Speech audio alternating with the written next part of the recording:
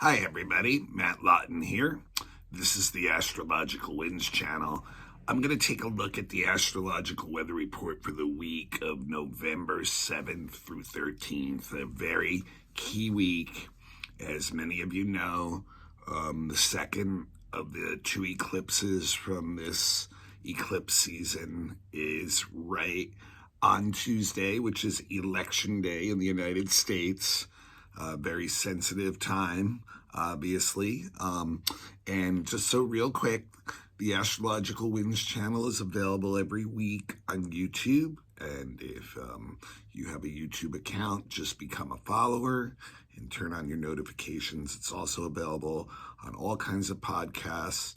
And just look it up on your favorite podcast. If you don't find it on that one, just check another one out. Also available on Instagram, so just look up Astrological Winds channel.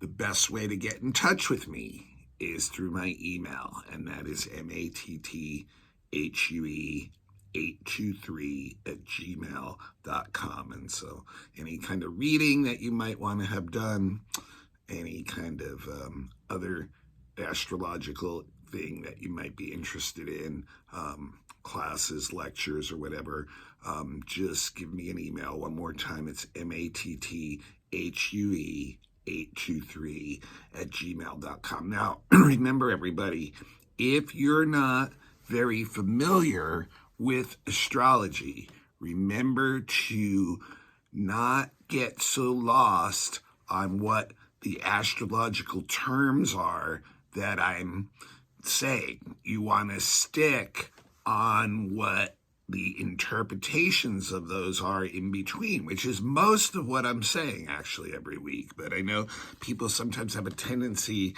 to get stuck on the astrological terms. So this is my reminder that we don't do that. So this is a really key week. The eclipse, which is at 16 degrees Taurus, it's a full moon. Okay, we've got a full moon in Taurus. It's at 16 degrees. So that means it's opposite the sun in Scorpio. Full moon's always an opposition between the moon and sun. So we have that at 16 degrees, and it's also what we call a lunar eclipse at the same time that's going on as the full moon. So not only do we have, as always, that super full moon energy, but with the eclipse, it's very, there's a lot of change that can occur. It can occur very quickly and totally alter the course of many of our lives, or where even society is headed at a certain point. So this eclipse is between, like I said, the sun in Scorpio, and it's also the sun has Mercury and Venus conjunct it, and that's where the south node is. The eclipses are always tied to the nodes. That's when the eclipse seasons are, whenever they get to the signs that the nodes are in that year. So, and then we have the moon is conjunct Uranus and also that north node. And all of those planets together, the sun, moon, Mercury, Venus, Uranus, are all squaring Saturn in Aquarius at the same time. So we have what we call as a fixed T-squaris, which is a grand aspect pattern of great tension that's going on. And to me, this is Uranus and Saturn have been what I've been talking about for 2 years in general, and about how the structures of our lives, of society, of that we're used to, that have been going on for a long time, have reached an end, have reached a point where the way they were functioning well at one point is no longer functioning. And we can see this happen in our individual lives. We can see this happen in society. And so what a Saturn-Uranus square is about is to change those, to bring in changes that undermine basically a lot of the structure in our society and in our lives, and allow creative change to come in to basically evolutionize it or bring it up an octave, and even Saturn, where they're T-squaring back into Aquarius, Saturn's in Aquarius. So even Saturn realizes, as I've said many times, that it needs to upgrade the systems. It doesn't need to throw them out, but it needs to upgrade them. So this has been going on for 2 years. And as I said, in October, they got really, really close to an exact square again, about a degree apart only. And now they're starting to separate again because Saturn is direct and it's moving forward. Uranus is still retrograde, so they're starting to move apart. And to me, what this eclipse ultimately is the last real acute event that's really putting the energy of that change of structure and form right in our faces. So we can see this right now. We can see in the world how there's so many issues are bubbling and boiling and ready to just basically explode. And I think many of us in our personal lives have issues that are similar, that have been, maybe simmering for a long time, and they're ready just like to go through some kind of change. It's going to happen. And that's what's been going on for 2 years. Let's just, reflect back on the last couple of years, and even the year or two before that, when Pluto and Saturn were conjunct and started off like the world in the journey of COVID and things like that. But when you think about the last 2 years, it's even been, things have even been up a notch even more in the degree of change that's occurring in all the structures and forms that we're used to relying on. So I really see this as like a picture. This is the picture that I see right now. It's almost as if we went through a battle, if you went through a battle and the battle was over and you were up on a hillside above the battleground and you were looking at basically the results of what happened and knowing that, the things that have changed, the destruction or the structures or forms that were changed or destroyed or whatever during that time are never going to go back to the way they were going to be. So now we're kind of just overlooking this whole energy of this Saturn-Uranus square of the last 2 years and looking at what is left down there and what, where we can start from there. Where can we build from there? And so I think this is going to be another week or another month, really, with the lunation cycle of a time of great tumultuous changes again in our lives and in society. And once we come through the other side of this, we're really going to be looking at it that way. Like, okay, what is left after all of this struggle, after all of like these structures failing, after all of this rapid change in our worlds? What is left that I can hold on to and build something new out of? So I really see that as almost like the analogy that I would use in this situation is just overlooking this, scene of like, in many ways of almost the destructive scene of, or a scene of, at the very least, change, great change, like say after even a flood went through, and what can we do from there that's going to, be a real assessment of the reality of the situation and where we can move forward from there. Now, this full moon is really interesting. I mean, first of all, it's fixed signs, and the T-square is fixed too. And Scorpio has a lot to do with things in the past. This is on the resource axis, this energy of this full moon. So it has a lot to do with resources, material resources, how we feel about ourselves, resources, that turning over into the collective, into finance, economy, banking, business, things like that. So that's where there's a lot of stress right now. And we can see that, we can see in the economy where, there's just like inflation just going on and up, and supplies of things that we need not as available. A lot of other factors like people's wages not being able to keep up with what, they need, things like that. So, we can see how that, resource axis is already being stressed, and this full moon is shining a light on that. So there's a lot of energy in the moon in Taurus. Really wants security. It's very much wanting to know that it has what it needs when it needs it. And that's usually in a regular cycle.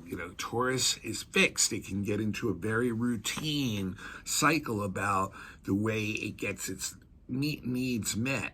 And when that cycle is broken, that's when Taurus gets really stressed out. Now, the problem with Taurus is that when it comes to emotional stuff, Taurus wants to sweep most of it under the rug. And yet, here we are with Scorpio on the other side of this full moon, which is all about diving deep into the emotional thing. It's interesting because Taurus and Scorpio do have a lot in common, in the sense that, there's the material connection, but there's also this sense of like, tying to the past and tradition and looking to ways in the past for resolving what's going on now. And you can see that's a lot of the reaction of many of us, both in our personal lives when they're changing or in society itself, where people are trying to say, they want to return to some kind of past that maybe they've glorified somewhat in their mind or reality, when that's, usually not possible. So this full moon's going to basically show that, but at the same time, that's part of that tension of the fixed T-square, is that both Scorpio and Taurus are very tied to the past. And Scorpio, the tension that's between them, like I said, Taurus on the emotional side is like, hey, I'm fine as long as I'm getting what I want, my material needs met, my comforts met. Whereas Scorpio is like, I'm going to force you to dive really deeply down into this emotional stuff that Taurus would normally like to keep hidden. And it's interesting because, you have 2 of the 3 personal planets too with the sun, both Mercury and Venus. So like, there's a lot of tendency to bring up, like really deep emotional stuff is coming up in relationships, in the way we communicate, in the information we're getting. And it's causing a lot of like really intense energy within all of us to come to the surface, where it's stuff that maybe is buried deep inside our psyches or subconscious that is coming to the surface now, and under the light of the full moon, is going to be seen more. And that really makes that Taurus comfortable, rhythmic energy very stressed out, because it's like, okay, can't I just pretend this isn't happening, and I can, just go on the way I was, and, go to the store and buy the things I need, and, just do my normal thing. And then right now it's saying, no, you can't. That there's all this like intense energy going on. And the Scorpio thing too will cause people to get very like inner about it too, like shut down and be quiet and secretive and things like that. And then all that energy squaring back to Saturn also does that. It inhibits people from wanting to actually put that energy out. There's this really serious inner conversation going on in all of us about all these changing times and what that means to us, but it can make us feel very isolated also inside. It's almost like the realization that no human is an island. All humans are an island, and that, that we're, ultimately there's, these experiences we have to go through alone, many of them, and so that Scorpio energy and the square to Saturn can make people hold a lot of that energy inside themselves and not really want to express it out too much. But but like I said, it's really wanting to find a way to have that security on both sides and the triggering, but yet at the same time, and even Saturn wants that normally, but Saturn also in a fixed sign, it's like, it wants stability, and and in this situation, it is saying, don't throw the whole system out. It's like, we have to bring the changes into the system that we want to bring in. Now, what's interesting, the open end of the T-square is in Leo. And that's where we can usually find resolution in T-squares, is in the sign that is the open end of it, that fills the fourth spot, that doesn't have any planet in it. And with that case, it's saying, hey, each person has some talent, some individual gift, that if they're honoring that, and if they're taking up the challenge to find that, that is the most important thing they can do to bring in change to their life and to everyone else's lives and community and society, that each person is actually fulfilling the role that they were meant to fulfill within the structure of society and help up the game of that. So it's a calling on that level, and it requires, bravery, some courage to take that step, because it can feel very self-conscious.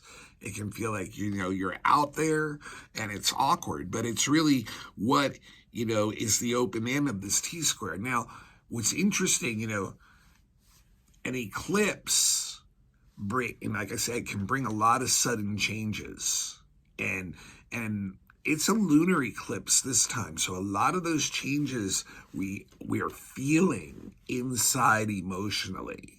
It may not manifest as literally physical events right around the eclipse. It may be an accumulation of all the changes that we've been feeling going on for a couple years, and now realizing, emotionally inside, we're changing. But it also can relate to direct acute events that literally make your life take a left or right turn and change in an ultimately new direction. And, and that's the same with society too. An eclipse and a full moon, both of them are very sensitive times for disaster, like natural type disasters or man-made disasters, very surprising type events. And so we also have the moon conjunct Uranus, where people individually will act out when they're upset, when they're impatient, and they get reactionary. They rebel for even the sake of rebellion without really thinking very much. And the danger of the Moon-Uranus part is that you regret it pretty quickly, because it usually runs like this: rebel without thinking very much, accident or some kind of event occurs because of that, and regrets immediately about not thinking very much. So there can be a lot of, upsetting, compulsive, emotional behavior on the part of people with a Moon-Uranus conjunction, and it's having to do with things that they're feeling inhibited by, but at the same, and then when it's opposite the Moon, Venus, and Mercury in Scorpio, their emotions get the better of them. They react to it. They don't really think things out clearly. They react first. And so that's really a danger. And then on a larger scale, the danger of the Uranus involvement with all this is, like I said, earthquakes, natural disasters, things like that. Uranus is the ruler of disasters that are beyond the control or power of humans, even as a collective. So, and many times that's man-made disasters too. It can mean war. It can mean people reacting on a collective level rebelliously or aggressively or upsetting or in upsetting ways too. So it's a very, it can create a lot of conflict, but it's also looking, to shake up that Taurus Scorpio fixed energy and get it out of trying to always look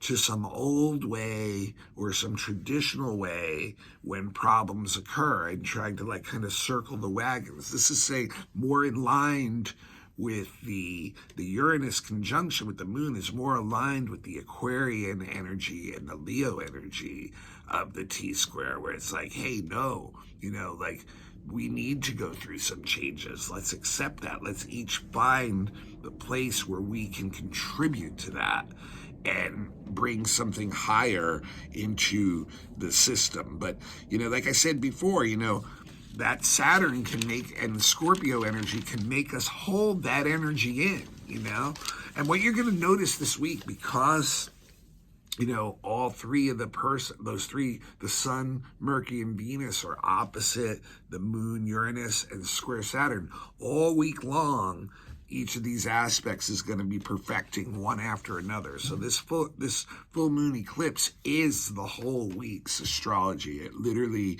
is, Now, one of the other things that's interesting, full moons shine a light on things and help us see things that we normally don't see, especially stuff that is in the subconscious or emotional things. But when there's an eclipse, and this eclipse is a full eclipse, and you guys who are west of the Mississippi in the U.S., you get to see a lot of this eclipse fully. That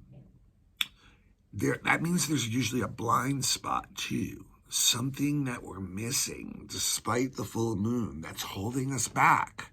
So, so that's something we have to be aware of too, that if we want to bring in change in new forms, that there may be something that we're blind to that's still holding us back right now.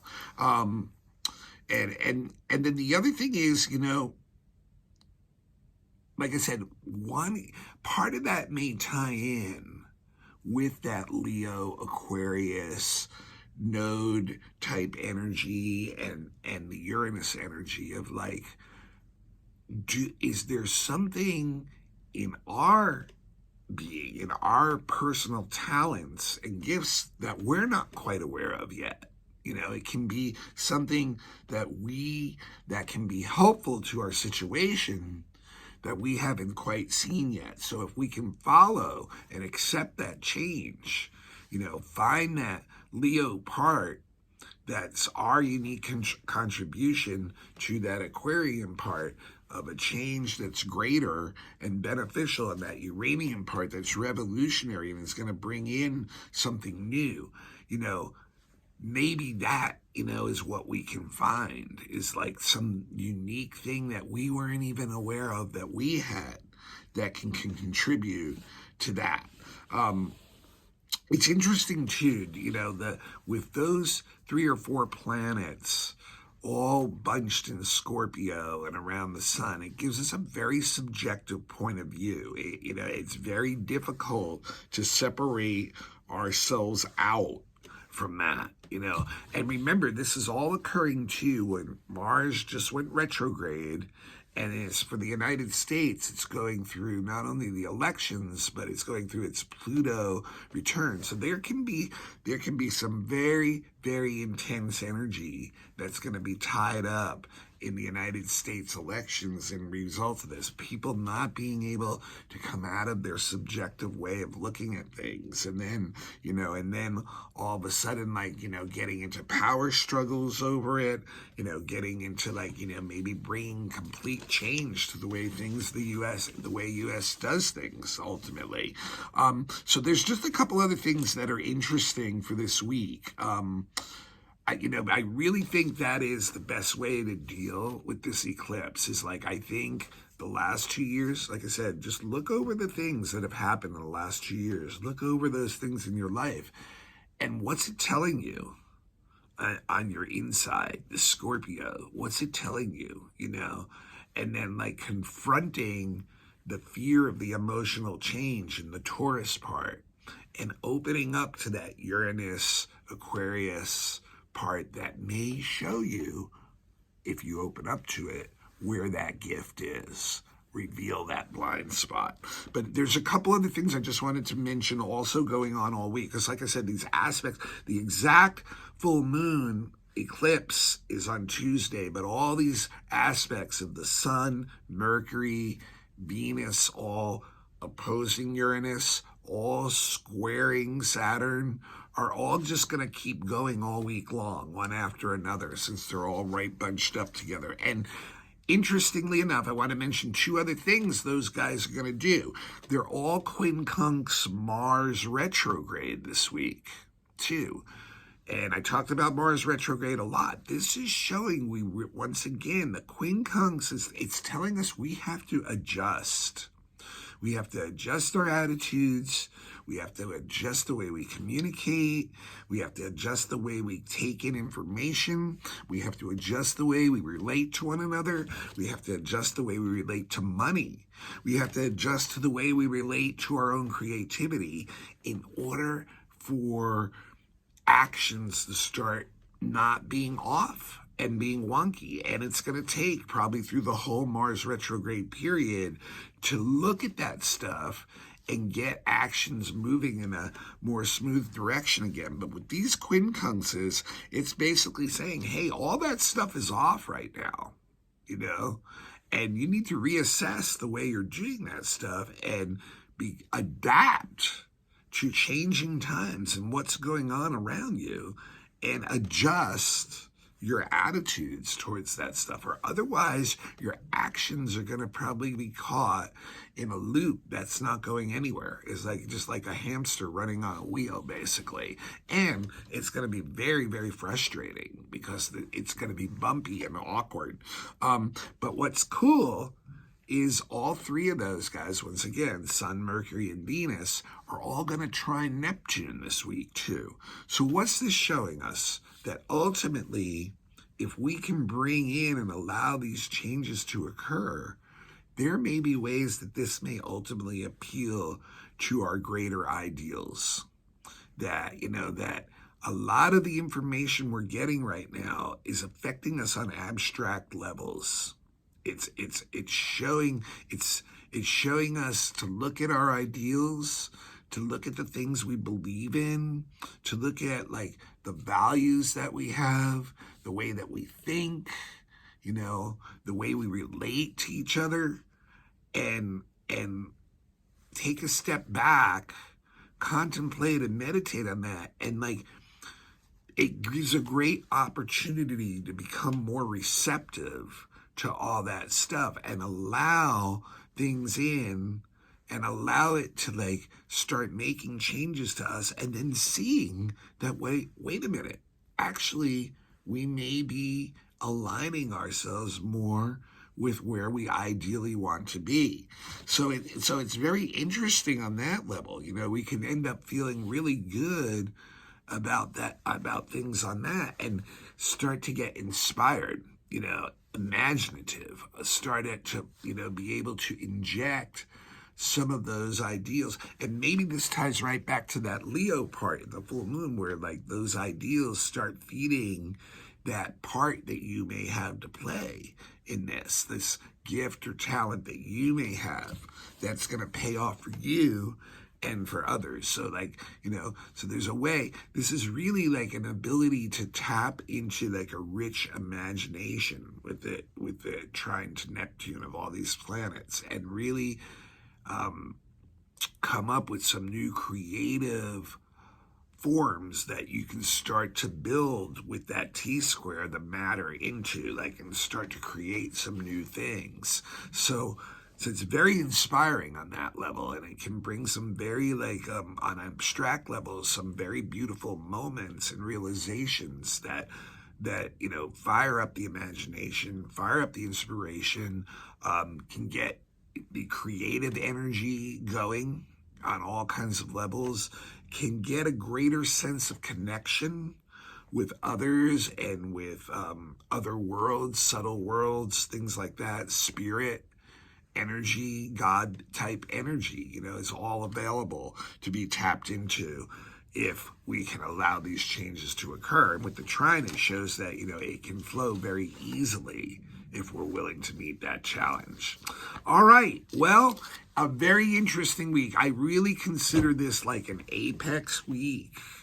And this lunation cycle for the next few weeks off of this full moon is going to bring a lot of great changes, and probably the final ones from this last period of 2 to 4 years, where we can really at that point reassess things and move forward from there. But we all have to accept, the change. It's no longer even like, something you can stop. It's inevitably has happened. So we, all have to look at that, assess it, adjust our ways, and then move forward from there. And I think that the life and the universe and the energies will reward us individually and collectively if we can take that on together. But there's a lot of very dangerous triggering energy for those who are not wanting change, or for those who are thinking that the change is related to something in the past that they can go back to, because that's just not what this energy is saying or is all about. And it's almost like you're creating your own misery if that's what your attitude is going to be. All right, this is Matt Lawton. This is the Astrological Winds channel. This is a free service. The best way you guys can pay me back is to please pass the link on as soon as you're done now. Take that link, pass it on to someone who you think might even be interested in the blog. I understand they may not be, but that's okay. I really love the way it can grow organically that way. If you'd like to give a donation for the blog, I would never say no to that. And my Venmo handle is the symbol at, the A with the circle around it, and then a capital M for Matthew. And then Matthew has 2 T's in it, so it's MATTHEW. Then there's a hyphen in the middle, and capital LAUTEN. But the best way you guys can support me, besides passing on the blog, is if you're looking for a professional reading, astrology reading, consultation. I have been doing that for 20 years now. Just drop me an email. It's MATTHUE823@gmail.com, and we can discuss how we set that up, prices and all that. I recommend everyone have a good natal chart reading so you understand the energy in your chart. Every year around your birthday is a good time to get your predictive report for the next year. It's just like what I do for the week, except I do it for you for the year, because everybody's individually affected by the planets also, not just in this general way. Relationship charts analysis, if you're interested in that. Children's election charts for when you're trying to choose the best time for an important event to occur. Horary charts if you're looking for an answer to a very emotionally indecisive situation that you're in and you can't seem to get an answer. Sometimes we can get one from a chart. Fixed star readings for those who are looking for their deeper soul purpose. I also have classes available. There's 5 beginners available. They're $25 a piece, or $20 if you're a student. They're on Dropbox.